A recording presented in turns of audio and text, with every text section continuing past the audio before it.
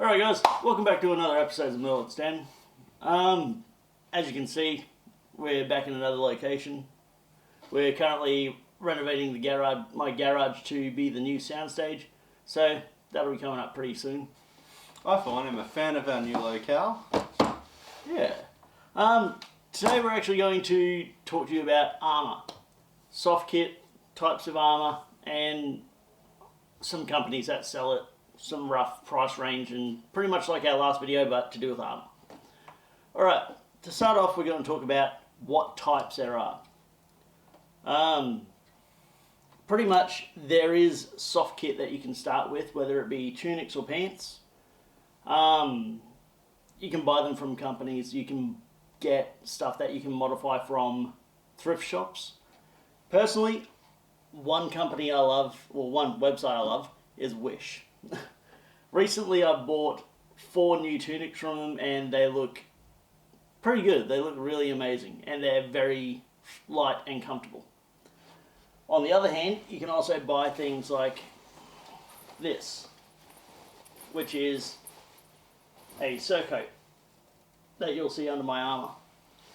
Since I don't have a gambesson, this actually goes underneath my chainmail to stop it from digging in, but also at the same time it's aesthetically pleasing because it does have a huge hood for when it rains and it's waterproof.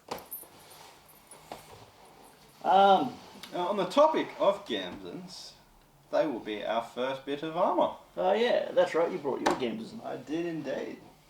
This is my wonderful beat up gambeson with holes all through it from many years of use.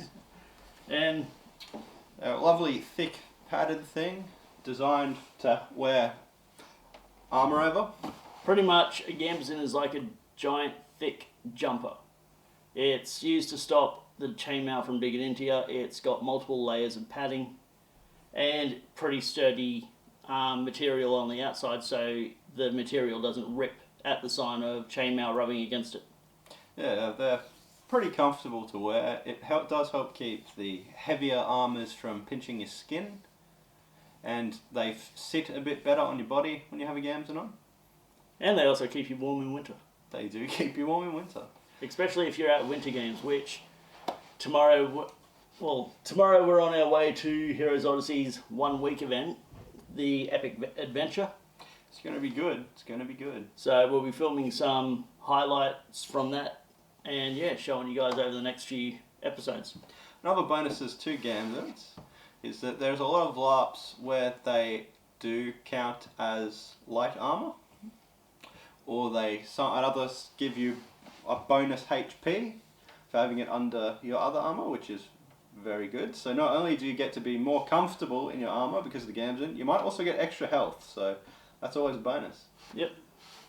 The next style of armour is some of the stuff I use, and what I used to mainly use back in the day is leather.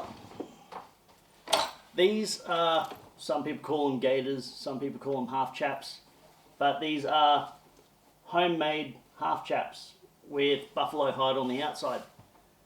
These I actually made myself, so I know they're sturdy and they have been through a lot of stuff and they're still up and going over 2 years of use.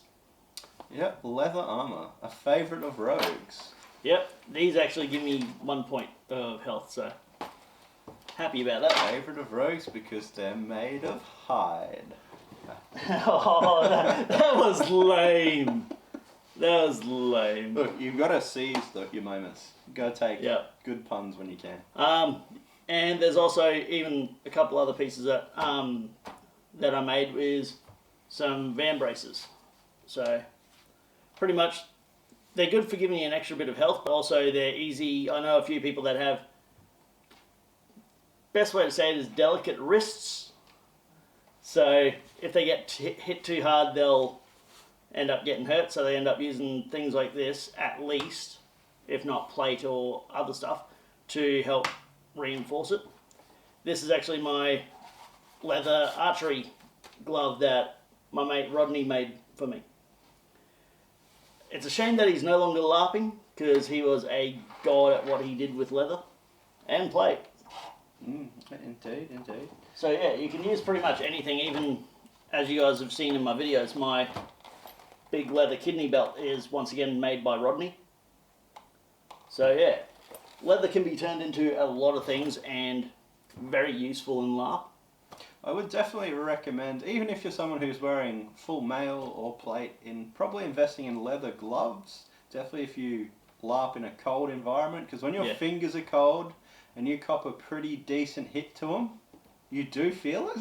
Not to mention in the cold weather, the foam tends to harden up a little bit, so the strikes are a little bit more stingy. Yeah, so I'd recommend a good pair of leather gloves for that.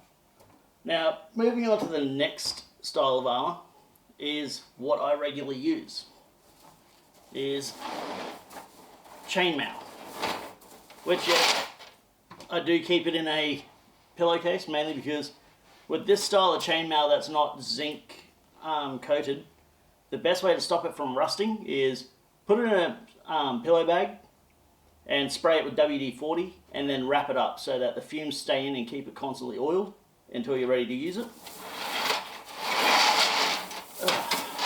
Excuse the noise. So this is a chainmail shirt. It is what's called riveted chainmail, so pretty much the chainmail links are flattened and have a pin through it to stop it from pulling apart. I do have a set of what's called butted chainmail upstairs. Which also on this helmet we have an example of a butted male aventail, which I can show you so you can see a little bit of the difference in weave if you can. These rings are not riveted together, so there is a higher chance of them pulling apart. It's not so much a big issue at LARP because you're not using steel weapons, but if you're someone who's moving around a lot, it can happen. I owned a butted male shirt that I took to a week-long event in Melbourne, Quest, which we've spoken about in other videos, and by the end of the week I had fully torn it apart. Yep. So it was just about a strip of mail, about that was all that was left. The rest of it was scattered around the site. Even my one had a split going up the side of my leg from when I was running. So if you can avoid it, avoid butted chainmail. If you can't, then it doesn't really matter.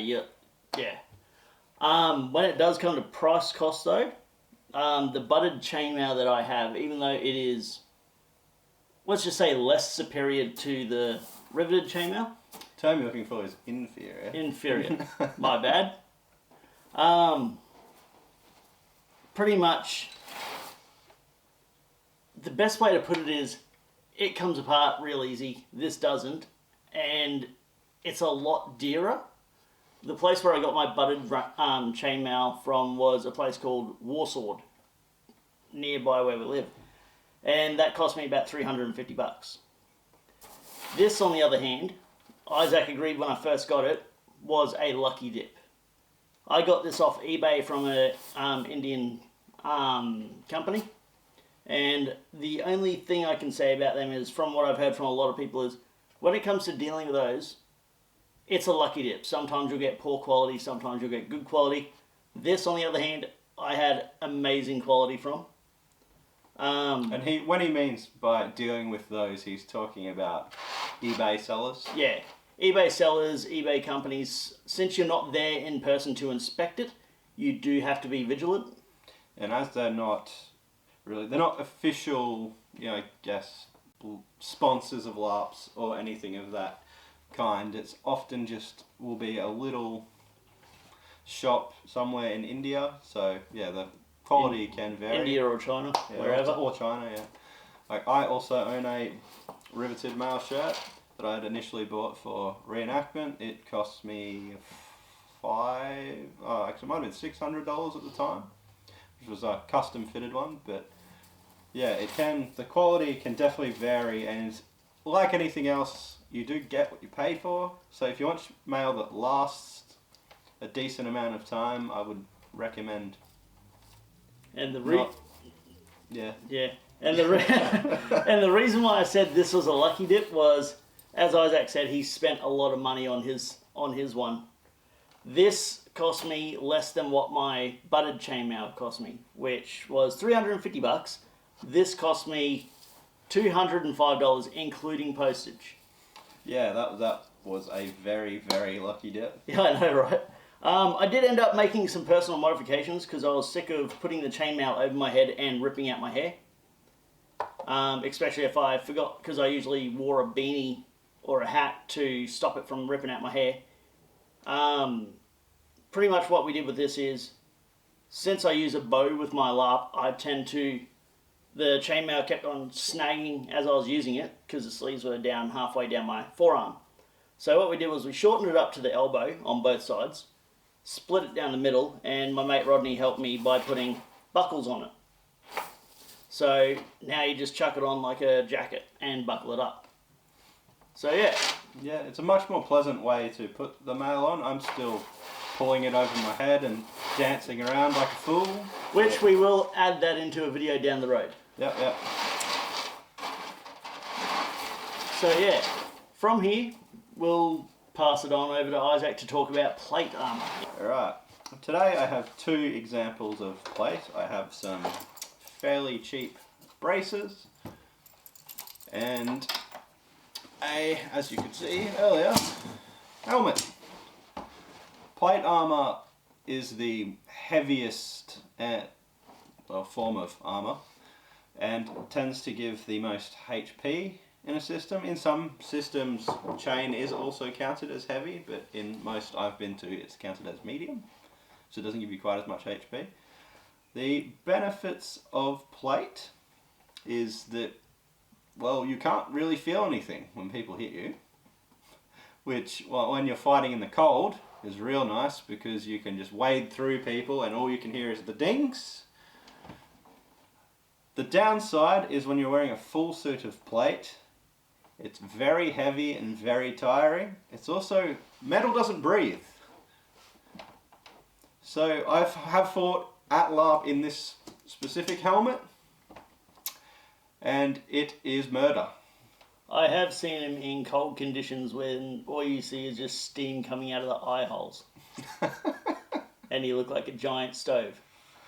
Yeah, but it is personally my favourite form of armour because I do own a full set. Unfortunately, I don't have it here with me today because I lent it to a friend for a medieval event and I haven't had a chance to get it back yet. But you will see it in the future. We'll probably do a segment of armouring me up just so everyone can get an idea of what it's like, how long it takes to fully put on a full suit of plate. Yep.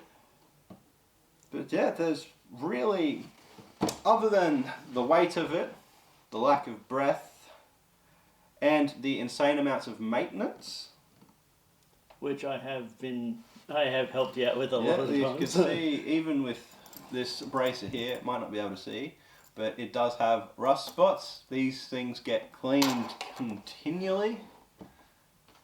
So if you're someone who doesn't want to do a lot of maintenance on your gear, I wouldn't recommend plate. But if you want to have the most HP you can possibly have and just walk through people like an armoured god, I would recommend it. Yep. Right, now we're also going to cover some of the companies that are actually in the armour game.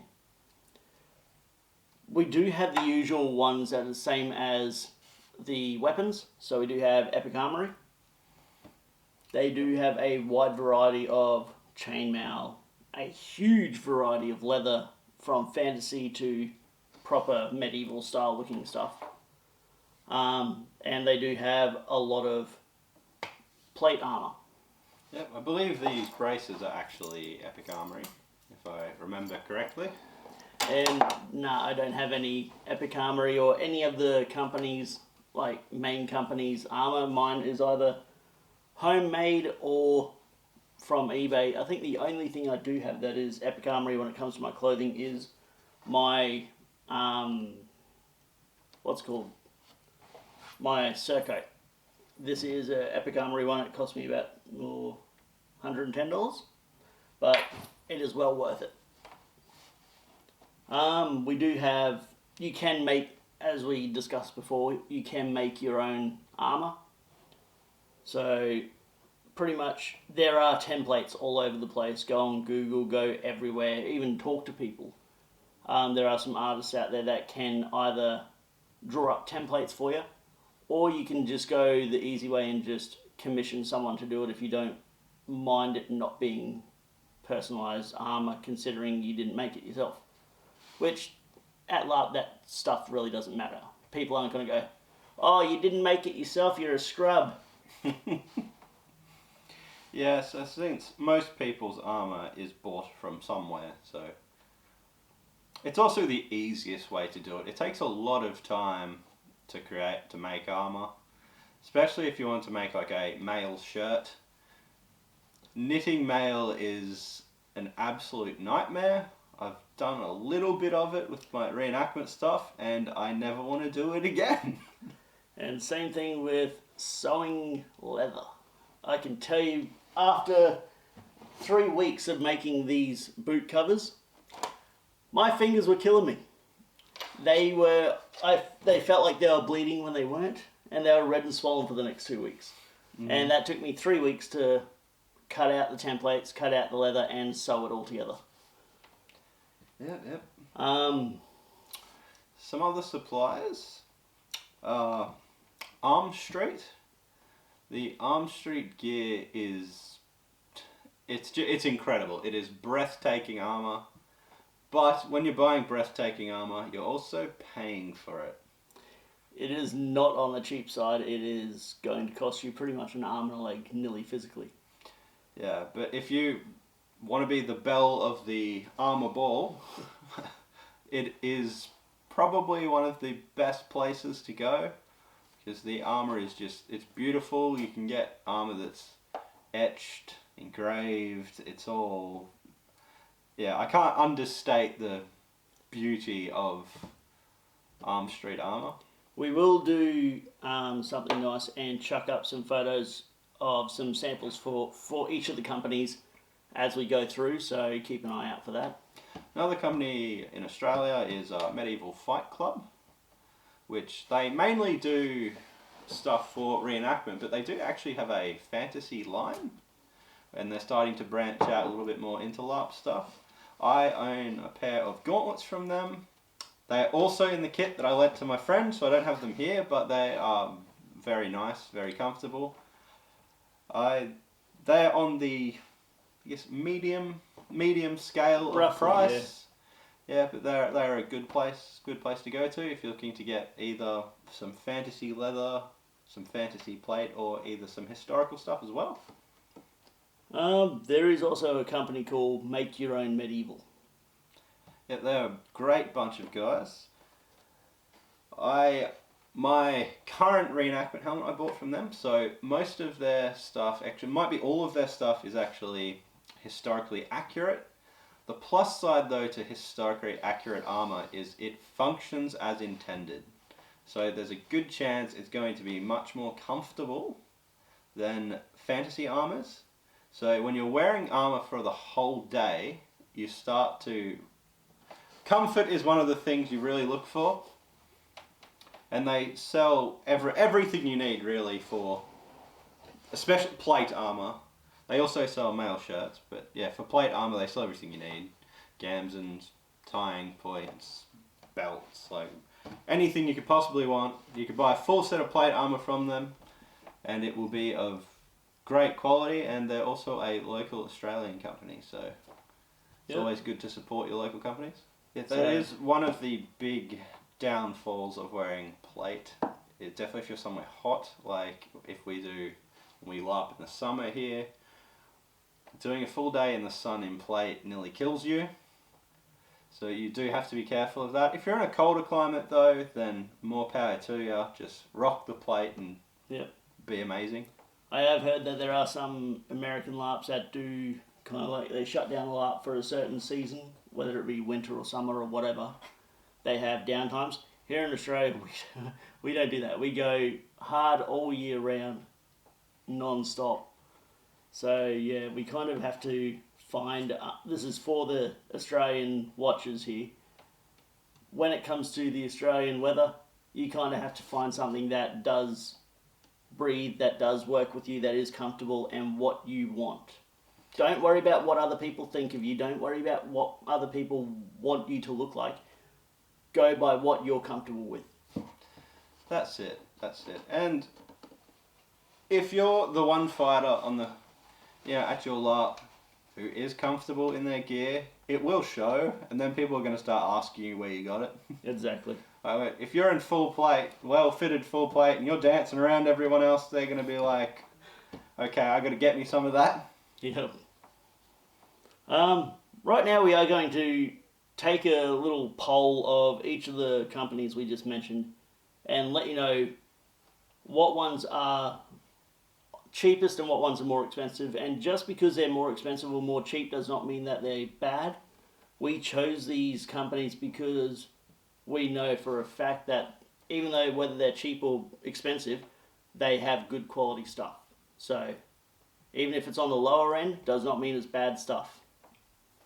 So I reckon I have written it up here, and we will put it up, edit it right here on what is labeled what number. And I have written it here. I reckon out of all these... Okay, the least expensive, shall we start there? Yeah, least expensive It would be things like eBay, where like with Trent with the male shirt, you can get very good deals. Quality can be questionable, but if you're looking for cheap stuff, if you're willing to let the blackjack slide, yeah, eBay's a good place. And obviously you can buy armor secondhand, which I know a lot of people have done. And if it's things like braces and that, which don't really need to be fitted, that's often a good option. There are Facebook pages out there like Medieval Buy, Trade and Sell, where people do sell either new stuff or even second-hand stuff. So and usually, since it is second-hand, they're usually knocked down a decent amount of price. Yeah, that's it. Hunting for Facebook groups where you can trade stuff, always a good option. All right, number 2 is... I reckon... Well, homemade, I reckon, could... Depending on what you're making, could slot in there. It could also be the opposite. Could be cheap. So for now, I think we'll put it as the second cheapest because you can make cheap armor. You can. It is doable. I know, for example, where are they? There they are. These van braces that are made here. They're basic, they're simple, 2 different types of leather. There's cowhide and then buffalo hide. This, all in all, cost me about $25-30 to make in materials. So yeah. So yeah, it can be very much on the cheap side. It can also be incredibly expensive depending on how far depending on if you want to make it look pretty and paint it up and engrave it and do this and that, the more time that goes into it, the more expensive it'll be. The next one, I think, for me on the list, it's really a tie between Epic Armory and Medieval Fight Club. There's Epic Armory suits that are pretty expensive, but the basic stuff is well priced. It's made specifically for LARP, so it's made for LARP, so it's going to handle whatever LARP related stuff is thrown at it, and it's going to conform to whatever the armor construction rules of pretty much any LARP you're going to go to, because everyone's wearing Epic Armory armor. Like it's for most people the place to go. It's the basic. You go to any new person, any seasoned person, all people of all ages and all, like, however many LARPs they've been to, how many ever years they've been into it, they've got at least one piece of Epic Armory gear on them. That's it, and it is the place where you can kit yourself out completely. You can buy your weapons, as we showed in the last video. You can buy clothing from Epic Armory, and you can buy armor. So, which I do have to do this. Epic Armory, if you're watching, you know where we are. Email us. Alright, next up on the list would be make your own medieval. I, from experience, know that this place, it can be dear, but just like all of them, it can be dear, it can also be cheap, depending on what you want to buy and what quality. Now, a thing to remember that their armour is made for reenactment. Exactly. So that's what puts it on the dear side. Yeah, it is going to be a little bit more expensive as something made for LARP because it has to stand up to being hit with steel. But, if you buy armour from them, It is going to be of quality, and nothing in a LARP is going to kill your armor. Yeah. Nothing is possibly going to hurt it. If you look after it, it's going to last you forever. There is some people, obviously, when they're making armor for LARP, it will be a bit thinner. So that is something you do have to worry about, especially with things like helmets. This thing's going to be a fair bit heavier than like a random LARP helmet because it has to protect me from being brained. It all depends on what part of the armor you're talking about. Majority of them, whether it be van braces or chainmail or whatever, they all weigh the same. But when it comes to things of main importance like helmets, they are going to be heavier. Yeah, helmets and gauntlets are often going to be heavier. But yes, make your own medieval, great stuff. And as a bonus, if you wanted to take up reenactment, you could do both. Exactly. Use your armor for both. That's what I do. My whole plate set I use it for both reenactment and LARP. So you just throw some cool fantasy stuff over the top of it, and you can transition between the both. Yep. And I think that's actually all that we covered. No, there's one more on the list. Which one's that? The most expensive. Yep. Alright, Arm Street, the most expensive. Not saying that that's a bad thing. If you're just getting into LARP and you're not 100% sure on it yet, I wouldn't recommend going to Arm Street. If you're a veteran LARPer and you just want to look like the absolute king, yep, Arm Street is the place for you. Especially if you're here in Australia, the Arm Street representatives here are absolutely lovely people. We have met them in person at Quest down at Melbourne, and they are absolutely lovely people. And even at the event, they work on gear. Yeah, they're amazing. They're amazing people. It's the quality of the gear is amazing as well. If you want to be the fanciest possible knight or any plate armored wearing person, it is probably the place for you. Yeah, I have nothing bad I could possibly say about Arm Street.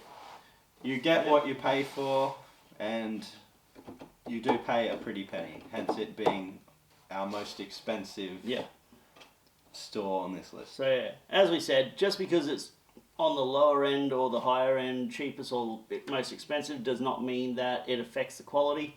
We chose these companies because they are the best of the best that we know of. There could be other companies out there, don't get me wrong, and don't jump down my throat in the comment section. Yeah, there is. So these are smiths everywhere making great stuff. Like I've seen people have custom made armor from Ukrainian smiths, and the stuff is immaculate. But I think when you're talking about LARP, often what you want is something that you can just take off the shelf. That you can be like, okay, I've got an event coming in a month. It's like I want to change up my kit a bit. Maybe want to get some, van braces or something. Yep. Some greaves, and you want to be able to just go into a shop or jump on their website and just be like, type some stuff in, get what you want, and have it by your event. Obviously, when you're getting custom things made from overseas, it takes time. Or even in Australia, it takes time. Anything custom, there's a good chance, unless you've done it months ahead of your event, you're probably not going to get it. Yeah, like if you're, for example, one big event that's coming up soon is Bickling, that's coming up next month. If you're going to Bickling and you're expecting to get something big and fancy before next month, good luck. Yeah. But if you're prepping for next year, where you've got just over a year to go, then you'll most likely have it on time. Yeah, so if there is any custom armourers that want to hit us up and be like, hey guys, look, I'm the OG, I'm the real deal. Like, feel free to hit us up and we'll happily do a shout out and link to your stuff. Because we want to support any local businesses or independent businesses that we can. If any companies do want to get hold of us, the email address is in the About section of our channel. So that's an easy way to get hold of us. Alright, well I think we should roll some soft music once again. See. And we'll roll some of the demos from each company and how much they usually cost. That's it. Enjoy this soft Armour music.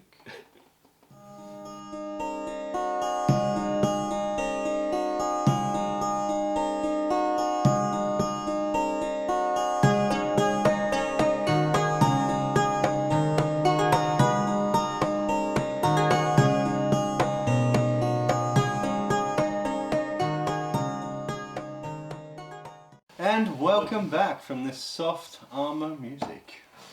Alright, we do have a few big things coming up pretty soon. You guys will have to wait until you hear that, but it is big news. We just got to finalise a few things. Yeah, real big. Yep. One of which may possibly involve a sponsor. Our Woo! first sponsor. Yep, that's right. We've been up and running for nearly 10, 11 months now. And we've got our first sponsor. Yeah, exciting news to come. That will be coming soon, and same with a lot of other news. So, if you like this video, don't forget to like, subscribe, hit that notification bell down below to be notified every time a video comes out. And yeah, I think that's all for today. Yeah, we will see you on the next one. Alright, take it easy.